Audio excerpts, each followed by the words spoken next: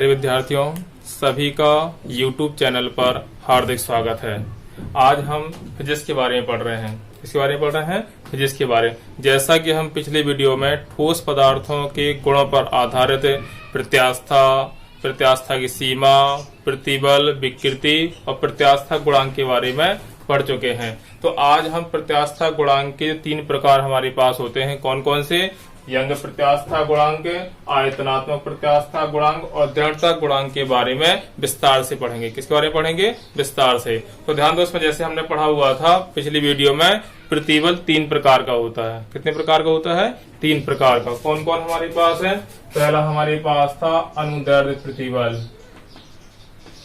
अनुदैर्ध्य प्रतिबल, और दूसरा हमारे पास था अभिलंब प्रतिबल, अभिलंब प्रतिबल, और तीसरा हमारे पास था अपरूपक प्रतिबल। जैसी को हम कहते हैं स्पर्शरेखी प्रतिबल। और इसी प्रकार से हमने पढ़ा था विकृति। तो विकृति भी 3 प्रकार की होती है। कितने प्रकार की होती है? 3 प्रकार की। एक हमारे पास थे अनुदैर्ध्य विकृति, और दूसरी हमारे पास थी आयतन विकृति। क्या थी? आयतन विकृति। और तीसरी हमारे पास थी अपरूपण विकृति। कौन सी विकृति? अपरूपण विकृति। ठीक है। तो ध्यान दो, उसमें हमने पढ़ा हुआ था कि प्रतिबल मुख्यतः 3 प्रकार का होता है। कौन कौन? अनुदैर्ध्य प्रतिबल, अभिलंब प्रतिबल और अपरूपक प्रतिबल। इसको हम स्पर्शरेखी प्रतिबल भी कहते हैं। और विकृति भी हमारे पास है 3 प्रकार की होती है। अनुदैर्ध्य विकृति हमारे पास है, आयतन विकृति हमारे पास है, और अपरूपण विकृति। तो 3 हमारे पास विकृति थी। अब इसका हम क्या करेंगे? इसमें अनुदैर्ध्य प्रतिबल और आयतन विकृति का अनुपात कर देंगे तो यंग प्रत्यास्था गुणांक बन जाएगा। क्या बन जाएगा? यंग प्रत्यास्था गुणांक। और अभिलंब प्रतिबल और आयतन विकृति का अनुपात कर देंगे इसमें, ये हमारे पास आयतनात्मक प्रत्यास्था गुणांक बन जाएगा। और इसके बाद अपरूपक प्रतिबल और अपरूपण विकृति का अनुपात कर देंगे तो हमारे पास दृढ़ता गुणांक बन जाएगा। क्या बन जाएगा? दृढ़ता गुणांक। समझ में आ गया होगा ये। अब एक बार फिर से सुन सकते हो। उसमें अनुदैर्ध्य प्रतिबल और अनुदैर्ध्य विकृति का जो अनुपात होता है उसको यंग प्रत्यास्था गुणांक कहते हैं। और अभिलंब प्रतिबल और आयतन विकृति का जो अनुपात होता है इसको हम आयतनात्मक प्रत्यास्था गुणांक कहते हैं या आयतन प्रत्यास्था गुणांक। और तीसरा हमारे पास है अपरूपक प्रतिबल और अपरूपक विकृति का जो अनुपात हमारे पास होगा ये दृढ़ता गुणांक कहलाता है। क्या कहलाता है? ये दृढ़ता गुणांक कहलाता है। ठीक है ना ये।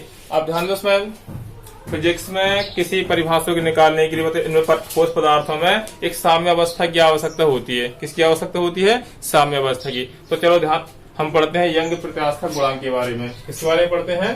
यंग प्रत्यास्था गुणांक के बारे में।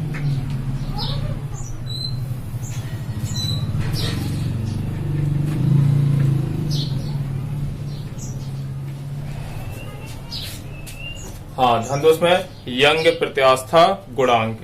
इसके बारे में पढ़ना है यंग प्रत्यास्था गुणांक के बारे में। ठीक है। अब दो यंग प्रत्यास्था गुणांक। अभी हमने बताया ना किसे कहते हैं, एक बार फिर ध्यान देंगे इसमें। जैसा कि हमने बताया था कि साम्यावस्था में करना है, मतलब कोई भी डेफिनेशन निकालना है या किसी को परिभाषित करना है तो साम्यावस्था में, किस अवस्था में? या संतुलन की अवस्था में। तो यंग प्रत्यास्था जो गुणांक हमारे पास है किसे कहते हैं? यंग प्रत्यास्था।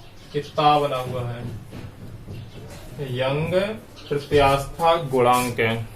अब यंग प्रत्यास्था गुणांक क्या है इसमें? तो ध्यान दो, इसमें साधारण परिभाषा हमारे पास है। साम्यावस्था में अनुदैर्ध्य प्रतिबल तथा अनुदैर्ध्य विकृति के अनुपात को यंग प्रत्यास्था गुणांक कहते हैं। क्या कहते हैं? यंग प्रत्यास्था गुणांक। और इसको हम कैपिटल वाई से प्रदर्शित करते हैं। किस प्रकार करते हैं? कैपिटल वाई से प्रदर्शित करते हैं। तो हमारे पास वाई बराबर हो जाएगा अनुदैर्ध्य प्रतिबल, अनुदैर्ध्य प्रतिबल बटे अनुदैर्ध्य विकृति हमारे पास। ये हमारे पास यंग प्रत्यास्थ गुणांक। इसकी एक बार हम परिभाषा फिर से जान लेते हैं। साम्यावस्था में, किस अवस्था में? साम्यावस्था में अनुदैर्ध्य प्रतिबल तथा अनुदैर्ध्य विकृति के अनुपात को यंग प्रत्यास्थ गुणांक कहते हैं। इसे हम कैपिटल वाई से प्रदर्शित करते हैं, अर्थात कैपिटल वाई बराबर अनुदैर्ध्य प्रतिबल बटे अनुदैर्ध्य विकृति। अब ध्यान दो, इसमें हम मात्रक निकाल सकते हैं। क्या निकाल सकते हैं? मात्रक। तो हमारे पास मात्रक चाहे यंग प्रत्यास्थ गुणांक हो, चाहे आयतनात्मक प्रत्यास्थ गुणांक हो, चाहे दृढ़ता गुणांक हो, इनकी मात्रक और विमा प्रत्येक की समान होती है। क्या होती है? मात्रक और विमा प्रत्येक की समान। अब जैसे हमारे पास है अनुदैर्ध्य प्रतिबल है, इसका मात्रक निकालना है। तो अनुदैर्ध्य प्रतिबल बराबर क्या होता है? प्रतिबल बराबर होता है F अपॉन ए। F हमारे पास न्यूटन है, बल है, तो बल का मात्रक क्या होता है? न्यूटन। ए हमारे पास क्षेत्रफल है, क्षेत्रफल का मात्रक क्या होता है? Metre square. तो हमारे पास जो अंदर प्रतिबल है, इसका मात्रक क्या हो गया? न्यूटन प्रति मीटर स्क्वायर। अंदर विकृति, तो जैसा कि मैंने बताया था पिछली वीडियो में, विकृति का कोई मात्रक नहीं होता है, न ही कोई विमा होती है, क्योंकि इसमें एक ही भौतिक राशि के भाग करते हैं। क्योंकि विकृति बराबर क्या होता है? लंबाई वृद्धि बटे प्रारंभिक लंबाई, अर्थात दोनों हमारे पास लंबाई है, एक ही भौतिक राशि के भाग कर रहे हैं, इसीलिए इसका कोई मात्रक नहीं होता है। तो इसका कोई मात्रक हमारे पास नहीं है। इसका मात्रक है न्यूटन प्रति मीटर स्क्वायर। तो यंग प्रत्यास्थ गुणांक का जो मात्रक हमारे पास हो जाएगा न्यूटन प्रति मीटर स्क्वायर। ये हमारे पास इसका मात्रक हो गया। क्या होता है? न्यूटन प्रति मीटर स्क्वायर। तीनों का यंग प्रत्यास्थ गुणांक, आयतनात्मक प्रत्यास्थ गुणांक और दृढ़ता गुणांक, तीनों का मात्रक हमारे पास होता है न्यूटन प्रति मीटर स्क्वायर। अब दोस्तों इसकी विमा निकालनी है। जैसे हम विमा निकालें इसमें, तो वाई की विमा, वाई की विमा निकालें, न्यूटन हमारे पास बल है, तो बल की विमा क्या होती है? M L T power minus के 2 अपॉन मीटर क्या होती है? एल स्क्वायर हो जाएगा। तो इसकी विमा हमारे पास आ जाएगी M L power minus 1 T power minus के 2, क्योंकि एल हमारे पास दिया गया है, आधार समान होने पर भाग में घातें घट जाती हैं। तो एल पर घात कितनी? 1 हमारे पास है, इस पर घात 2 है, तो आधार समान होने पर भाग में घातें घट जाती हैं। तो 1 में से अगर 2 घटाएं कितना बचेगा? माइनस का 1, अर्थात हमारे पास विमा हो जाएगी M L power minus 1 T power minus का 2, M L power minus 1 T power minus का 2। तो यही विमा हमारे पास यंग प्रत्यास्थ गुणांक की है, आयतन प्रत्यास्थ गुणांक की है, दृढ़ता गुणांक की। तो यही विमा हमारे पास है दाब की भी है। किसकी भी है? दाब की। मतलब कुछ भौतिक राशियां ऐसी होती हैं जिनकी विमाएं समान होती हैं, मात्रक समान होते हैं। तो ये हमारे पास यंग प्रत्यास्थ गुणांक मात्रक हो गया और विमा। अब इस वजह से इसका सूत्र हमारे पास होता है यंग प्रत्यास्थ गुणांक का। तो क्या होगा हमारे पास? तो हमारे जो अनुदैर्ध्य हमारे पास है, तो जैसे क्या बताया था, अनुदैर्ध्य मतलब होता है अनुप्रस्थ काट। क्या होता है? अनुप्रस्थ काट संबंधित हमारे पास है। तो जैसे हमारे पास है सूत्र का सत्यापन करना है। क्या करना है? सूत्र का सत्यापन। तो सूत्र का सत्यापन किस प्रकार से करेंगे इसमें? तो हम मान लेंगे कि माना एल लंबाई का हमारे पास एक तार है। क्या है? कैपिटल एल लंबाई का एक हमारे पास तार दिया गया है। इसका परिच्छेद क्षेत्रफल हमारे पास कितना है? कैपिटल ए दिया गया है। कितना दिया गया है? कैपिटल ए हमारे पास है। इस तार में एम द्रव्यमान का एक पिंड लटका देते हैं। क्या लटका देते हैं? एम द्रव्यमान का एक पिंड लटका देते हैं। तो क्या करेगा वो? अपने भार का एक बल लगाएगा नीचे की ओर, तो इसकी लंबाई में स्मॉल एल की वृद्धि हो जाती है। क्या हो जाती है? स्मॉल एल की वृद्धि हो जाती है। बस ये भाषा में लिख लेंगे हम। अगर हमें इसके सूत्र का सत्यापन करना तो क्या लिखेंगे? एक बार फिर ध्यान दे सकते हैं। माना एल लंबाई का एक तार है, और तार का है? धातु का। ये इस तार का अनुप्रस्थ काट का क्षेत्रफल कितना हमारे पास है? Capital A. इस तार पर एफ बल लगाते हैं। क्या लगाते हैं? ये इस तार पर एम द्रव्यमान का एक पिंड लटकाते हैं, तो इसकी लंबाई में स्मॉल एल की वृद्धि हो जाती है। क्या हो जाती है? स्मॉल एल की वृद्धि हो जाती है। तो हमारे पास हम निकाल सकते हैं अनुदैर्ध्य प्रतिबल। अनुदैर्ध्य प्रतिबल बराबर क्या होता है? F अपॉन ए हमारे पास कितना होता है एफ अपॉन ए। अब दोस्त में एफ अपॉन ए हमारे पास है, बाहर लटकाया गया था उसमें, तो एफ बराबर हमारे पास क्या हो जाएगा एम जी, और तार की तरफ हमारे पास स्मॉल ए है तो ए बराबर कितना हो जाएगा पाई आर स्क्वायर, तो हमारे पास आ जाएगा M g upon pi r square. अब इसके बाद हम क्या करेंगे अनुदैर्ध्य विकृति, अनुदैर्ध्य विकृति। अनुदैर्ध्य विकृति क्या होता है लंबाई वृद्धि बटे प्रारंभिक लंबाई, लंबाई वृद्धि बटे प्रारंभिक लंबाई। अब इसके बाद हमें क्या करना है अनुदैर्ध्य प्रतिबल के सूत्र का सत्यापन करना है, तो अनुदैर्ध्य प्रतिबल सूत्र का सत्यापन करना है तो हमारे पास होता है y बराबर अनुदैर्ध्य प्रतिबल अपन अनुदैर्ध्य विकृति। तो दोस्त में तो y बराबर अनुदैर्ध्य प्रतिबल कितना हमारे पास है M g upon pi r square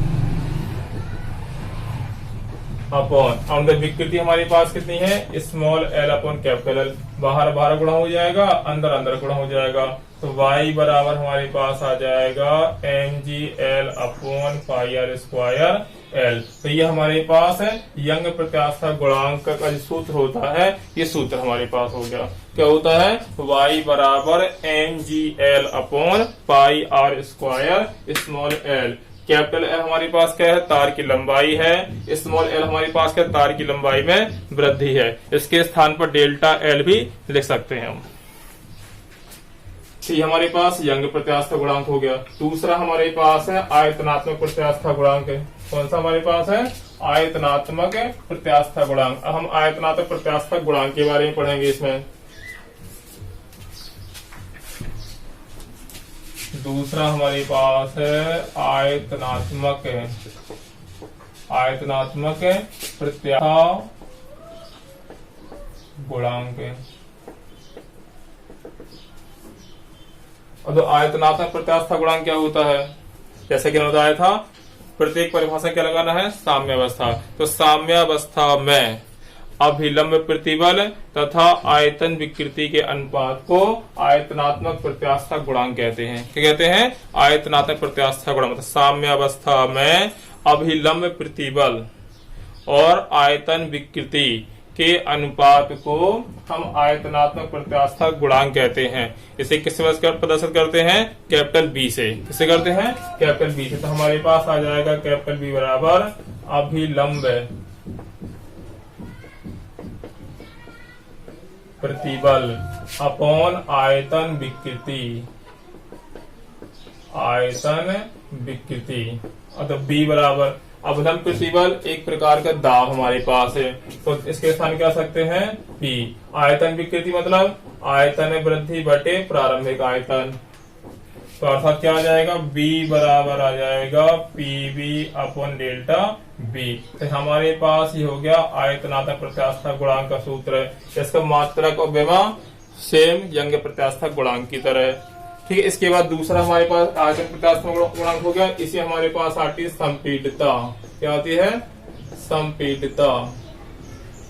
संपीडितता क्या है मतलब किसी पदार्थ की संपीडितता आयतन प्रत्यास्था गुणांक के व्युत्क्रम के बराबर होती है। बराबर होती है संपीडितता क्या होती है मतलब किसी पदार्थ की संपीडितता उसके आयतनात्मक प्रत्यास्था गुणांक के व्युत्क्रम के बराबर होती है। इसे हम कहाँ से करते हैं, इसे हम करते हैं बीटा से। तो बीटा बराबर होता है 1/b।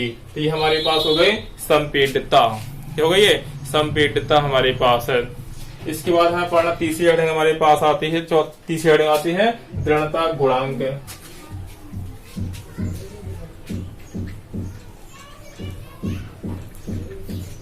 तीसरी हमारे पास आती है दृढ़ता गुणांक।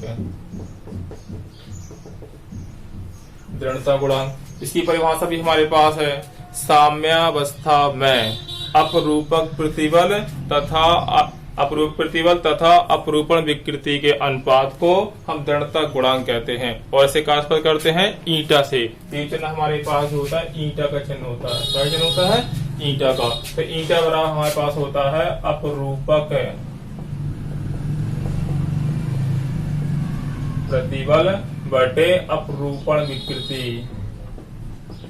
अपरूपण विकृति यहाँ पास आ जाएगा ईटा बराबर अपूर्व प्रतिबल अर्थात स्पर्शरेखी प्रतिबल। स्पर्शरेखी प्रतिबल होता है F/A होता है। क्या होता है? F/A। अपरूपण विकृति में एक प्रकार का कोण हमारे पास है, कहलाते थीटा। तो ईटा बराबर हमारे पास आता है F/A थीटा। तो हमारे पास दृढ़ता गुणांक का सूत्र हो गया ईटा बराबर F/A थीटा। तो हमारा दृढ़ता गुणांक हो गया। आज के लिए इतनी पर्याप्त है, शेष अगली वीडियो में देखेंगे। धन्यवाद।